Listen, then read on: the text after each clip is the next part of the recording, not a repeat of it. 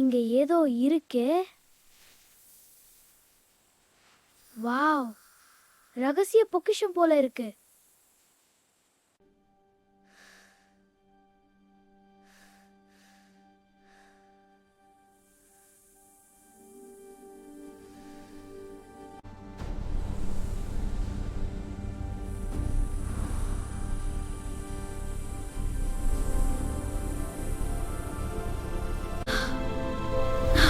வீட்டுக்கு திரும்ப எனக்கு பயமாகுது.